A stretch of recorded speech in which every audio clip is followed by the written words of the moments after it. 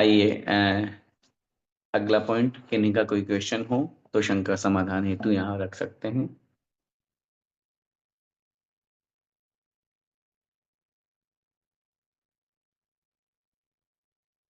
अरिहंत मित्र मंडल के नाम से। जय जिनेन्द्र भैया जी। मेरा एक क्वेश्चन था कि आज आपने क्लास में बोला कि जो चाणक्य है उनके दांत निकलवा दिए, तो ये तो हिंसा हुई ना हमारे जैन धर्म के हिसाब से, बच्चे के दांत निकालना। देखिए, कुछ बातें ऐसी हुआ करती है जो हिंसा होते हुए भी नीति की बातें होती है। चूंकि दांत निकालना ठीक नहीं है, दांत निकालते हैं तो निश्चित रूप से दर्द होता है, दुख होता है, लेकिन पिता हैं और पिता ने भविष्यवक्ताओं की जब बात को सुना कि ये तो आगे जाके राजा बनेगा और मुझे अपने बेटे को राजा नहीं बनाना, तो इस दृष्टि से उन्होंने अपने बेटे के दांत निकलवा दिए। चूंकि मैं मानता हूं कि इसमें कष्ट हुआ होगा और पिता को भी कहीं ना कहीं दोष लगा होगा, लेकिन दूसरी दृष्टि को जब हम देखते हैं, कुछ नीति की बातें हुआ करती है। पहली बात तो पिता के अधिकार में होता है कि वो अपने बेटे का जो चाहे वो कर सकता है। जिस पिता ने बालक को जन्म दिया है उस पिता के पास सब अधिकार है। हालांकि वो गलत नहीं करता है या अपने अधिकारों का दुरुपयोग नहीं करता है, लेकिन फिर भी नीति ये कहती है कि उसके पास अधिकार है, पहली बात। दूसरी बात, जब उन्हें ये बात का पता चला कि दांतों के कारण से ऐसा भविष्यवक्ताओं ने कहा है, तो जब दांत ही नहीं रहेंगे तो फिर भविष्यवक्ता क्या कहेंगे कि वो राजा बनेगा। इस दृष्टि से उन्होंने उनके दांत निकलवा दिए। तो कहने का मेरा तात्पर्य, ऐसे तो कहानी में बहुत सी ऐसी बातें हुई, जैसे मैंने कहा था, छल बल से, छल कपट से उन्होंने राज्य को छीना, युद्ध किया, सब कुछ किया। तो इन सब में दोष लगता है, लेकिन चूंकि जो जिस पद पर है, राजा है, मंत्री है, तो उन्हें अपने उन कर्तव्यों का पालन भी उस रूप में करना पड़ता है, क्योंकि ये राजनीति है।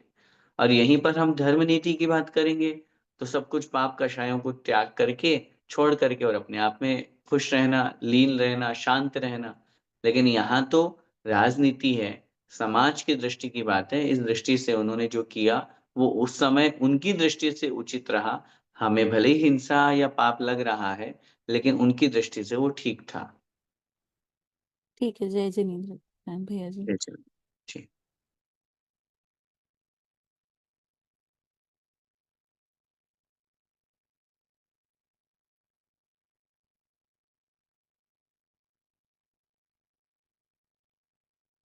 हाँ विकास भैया। जय जैन भैया जी। जय चलो। अच्छा भैया जी, जैसे अभी आपने कहा कि उसका रोल था, उसको करना पड़ा, राजनीति में उसको कंपल्सन था, उसका रोल के हिसाब से उसको वो पाप का जो स्थान पाप था वो फॉलो करना पड़ा। तो भैया जी, इसमें अपन को मालूम पहले से ही मालूम है कि ये पाप है, और फिर भी अपन कर रहे हैं, क्योंकि एक कन्फ्लिक्ट ऑफ इंटरेस्ट हो रहा है, दो रोल के बीच में कन्फ्लिक्ट हो रहा है। तो हो सकता है कि उसके लिए ये चीज सही है उस रोल के हिसाब से, बट जो श्रावक, बाकी श्रावक उसको देख रहे हैं, उनको क्या लग रहा है कि उनको लग रहा है कि ये तो मैं गलत चीज को प्रोत्साहन, मतलब ओके है। तो ये ये जो कॉन्फ्लिक्ट है, ये जो मतलब इंटरलिंक्ड है, दोनों चीज भी अपन कन्वीनियंस के हिसाब से ओके भी बोल रहे हैं और गलत भी बोल रहे हैं। देखिए, तो बिल्कुल समझ रहा हूँ मैं आपकी बात। मैं आपसे एक छोटी सी बात पूछता हूँ, एक नॉर्मल जी सी भैया। बात है, सबका अपना एक नेचर हुआ करता है।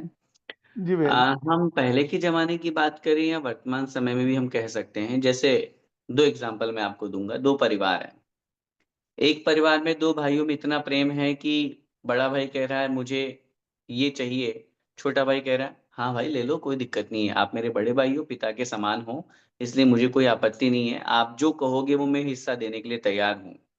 और उसी परिवार में छोटे बड़े भाई का भी छोटे भाई के प्रति इतना स्नेह है कि छोटे ने मांगा कि भैया मुझे ये चाहिए, तो क्योंकि छोटा भाई है और छोटे का अधिकार हुआ करता है, तो बड़ा भाई कह रहा है अरे यार तू क्यों चिंता करता है, तू ये ले, तू 70% पकड़, में 30 में रह लूंगा, तू 60 पकड़, में 40 में रह लूंगा। एक परिवार ऐसा है जो इस तरह के दोनों दो भाइयों में प्रेम है। वहीं दूसरी तरफ एक परिवार ऐसा है जो 51 और 49 भी नहीं करना चाहता। एक दो गज जमीन के पीछे दो भाइयों में इतनी लड़ाई हो रही है कि उन्होंने माता पिता को तो साइड में पटक दिया। पटक दिया शब्द बोल रहा हूं मैं, साइड में फेंक दिया, मैं मतलब ही नहीं है, मेरे को तो जितना हिस्सा है मुझे पूरा चाहिए, मुझे कोर्ट में जाना पड़े, और आज हजारों केस चल रहे हैं। अब समाज में दोनों तरह के लोग हैं। जब हम हिस्सेदारी की बात करेंगे तो नीति तो ये कहती है दोनों को बराबर हिस्सा मिलना चाहिए। नीति, राजनीति भी ये कहेगी, पूर्ण रूप से जो नीति न्याय की बात है वो ये कहेगा दोनों को बराबर हिस्सा मिलना चाहिए। लेकिन जब बराबर हिस्सा मिलना चाहिए, तो जहां जो लोग धर्म प्रवृत्ति में विशेष रूप से ज्यादा विश्वास करते हैं, वो कहेंगे 50 क्या, मेरा भाई 70 भी मांग रहा है तो मुझे देना मंजूर है। और जिनके अंदर नीति, धर्म की नीति थोड़ा सा दूर है, धर्म के संस्कार थोड़े दूर हैं, लेकिन राजनीति में जिनका अच्छी पकड़ है, वो बोल रहे हैं नहीं, कैसे दे दे 70%, मुझे 50 मिलना है, 50 ही मिलेगा। और बात वही हो जाती है। चलिए हम पहुंचते हैं उसी कहानी पे, भरत चक्रवर्ती और बाहुबली। क्या था दोनों के पास में? सब कुछ था, पिता ने देकर के गए थे, तुमको अयोध्या दिया है, मुझे पोदनपुर दिया है। बाहुबली ने और क्या कहा? जब राजदूत पत्र लेकर के पहुंचा कि सम्राट चक्रवर्ती राजा भरत आपको अधीनता के लिए निवेदन कर रहे हैं, आपको ये राज्य उनके अधीन रहेंगे, वही राजा। बाहुबली बदलने वाले नहीं थे कि पोदनपुर बाहुबली से छीन करके कोई राजा चक्रवर्ती वहां करके रहने लगेगा भरत। नहीं, बस तुम ही राजा रहोगे, लेकिन तुम मेरे अधीन रहोगे, तुम मेरे अंडर में काम करोगे। तो बाहुबली ने ये कहा था। अब उस समय चूंकि जो राज्य पद पर बैठा हुआ है, उसका ये अधिकार बनता है, उसकी ये नीति बनती है कि वो अपने राज्य को ऐसे थोड़ी ना छोड़ दे।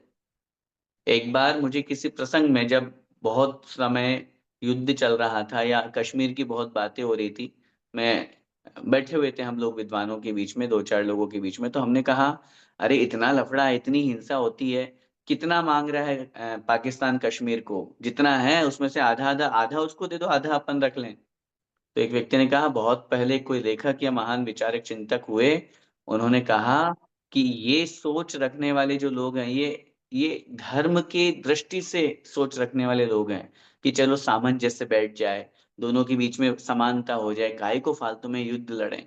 लेकिन जब जिसकी दृष्टि में खोट है, वो अभी आधा लेना चाहता है, आधे के बाद फिर पूरा लेना चाहता है, और उसके हड़पना चाहता है, उसकी दृष्टि खराब, उसकी सोच खराब, उसकी क्रियाएं खराब है, उसको हम आधा भी क्यों दें? हाँ, अगर उसका कोई हिस्सा हो तब तो हम आधा दें। तो राजनीति या धर्म, दोनों में थोड़ा सी भिन्नता यहीं पर आती है। राज्य संचालन कोई करता है और उसके राज्य पर अगर कोई आक्रमण करेगा तो वो चुप कैसे बैठेगा? बात वही आ जाती है। जैसे अगर हमारी कोई प्लॉट है, कोई जमीन है, और बगल वाला हमारी प्लॉट में आधे आधे हिस्से में थोड़ा सा प्रवेश कर गया, तो हम बैठे थोड़ी ना रहेंगे, हम उससे लड़ाई करेंगे। और वो देश की रक्षा है, वो समाज की रक्षा है, वो परिवार की रक्षा है। इसलिए जहां गृहस्थ अवस्था में हम हैं, ये मान करके चलिएगा, हम विरोधी हिंसा से बच नहीं सकते। हाँ, जिनके जीवन में, फिर कहूंगा, ऐसे लोग भी हैं इस दुनिया में या इस गृहस्थ जीवन में, जो विरोधी हिंसा से भी बचने की कोशिश करते हैं। भैया मुझे नहीं लड़ाई करना यार, कौन पचड़े में पड़े, कौन फालतू, कितना चाहिए उसको दे दो, हटाओ। ऐसे लोग भी मिलेंगे। लेकिन नीति ये कहती है कि अगर आपके साथ गलत हो रहा है, तो आप निश्चित रूप से उसको अपोज करें, आप उसका विरोध करें और अपने अधिकार को प्राप्त करें। तो इसलिए दोनों बातें, वापस वही कहूंगा कि दोनों बातें अपनी अपनी जगह बिल्कुल ठीक है। बहुत बहुत धन्यवाद पंडित, बहुत बहुत धन्यवाद। जय जिनेन्द्र। जय। अरिहंत मित्र मंडल के नाम से फिर से हैंड रेज हुआ है। पंडित जी, जैसे अभी आप स्टार्टिंग में बोले थे कि भामाशाह ने अपने देश की रक्षा के लिए दान दिया, तो अगर चंद्रगुप्त क्या चाणक्य अगर वहां पे राजा बनते, तो वो भी तो अपने देश का कल्याण कर सकते थे, वो भी तो धर्म कर सकते थे उस रूप में। जब कर रक्षा के सकते। लिए हम्म। वो असही है, तो राजा बनना भी गलत नहीं है, तो वो नहीं, राजा बनना गलत नहीं है, कि ये सक्षम डिसीजन हम। होंगे तो आप प्रोटेक्ट कर पाएंगे ना, तो सक्षम होना गलत थोड़ी ना है। सुनिए, राजा बनना गलत नहीं था, वो तो उनके पिता नहीं चाहते थे। चाणक्य से तो पूछा ही नहीं गया, चाणक्य से तो ये अधिकार पूछा ही नहीं गया कि आप राजा बनोगे या नहीं बनोगे। उनका तो बचपन में ही दांत निकले थे, तो भविष्यवक्ताओं ने बोला और उनके दांत तोड़ दिए। तो कहने का मेरा भाव ये है, कभी कभी कुछ चीजें ऐसी होती है जो पिता के अधिकार में होती है और उन्होंने उसका उपयोग किया।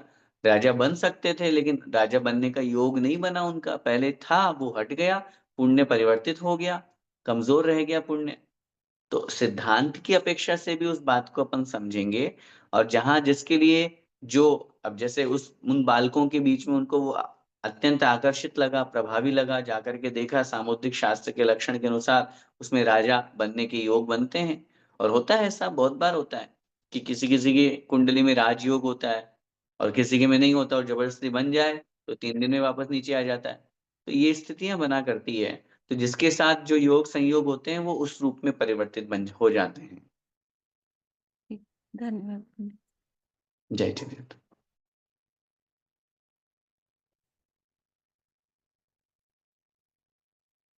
आइए जिनवाणी स्तुति। जावाणी के ज्ञान ते सुझे लोकालोक, सोवाणी मस्तक नमो सदा देत हूँ ढोक। हे जिनवाणी भारती तो हे जपू दिन रेन, जो तेरा शरणा गए सो पावे सुख चैन। देव भजूं अरिहंत को गुरु सेवा निर्ग्रंथ, दया धर्म पालूं सदा यही मोक्ष का पंथ। नो वर्ण मुकर।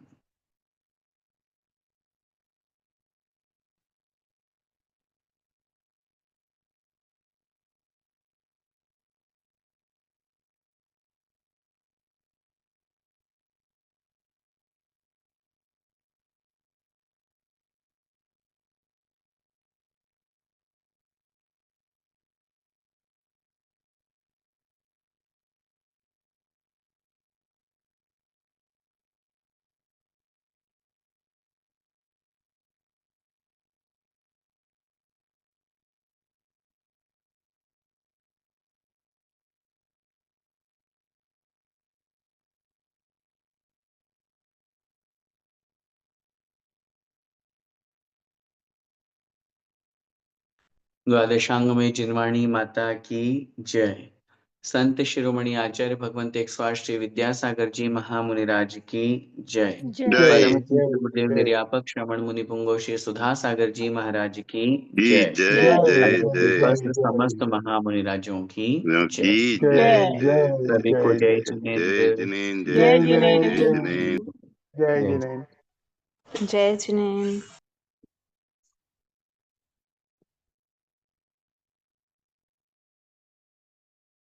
Thank you.